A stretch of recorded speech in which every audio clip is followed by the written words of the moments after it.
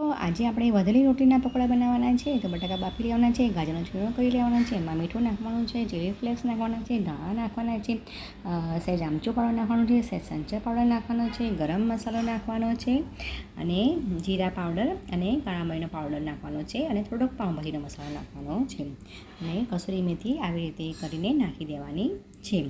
બરાબર બધાને વ્યવસ્થિત રીતે મસાલાને મિક્સ કરી લેવાનો છે. ત્યારબાદ મેં બીજી બાજુ આપણે હવે એક રોટલી લેવાની છે, એની ઉપર સિઝવાન સોસ અને ટામેટા સોસ આવી રીતે પાથરી દેવાના છે. ત્યાર પછી આપણે જે બટાકાનો માવો બનાવ્યો હતો તે અંદર આવી રીતે પાથરી દેવાનો છે. એના પર બીજી ચીઝ પાથરી દેવાનું છે ભરપૂર પ્રમાણમાં. પથરી ગયા પછી બીજી રોટલી પણ આવી રીતે લગાવી દેવાની છે, અને પીઝા કટરથી કાપી દેવાના છે. ચણાના લોટનું ખીરોમાં મીઠું હળદર નાખી મેં તૈયાર કર્યું હતું. તેલ ગરમ થાય એટલે સરસ મજાના પકોડા તૈયાર કરી દેવાના છે.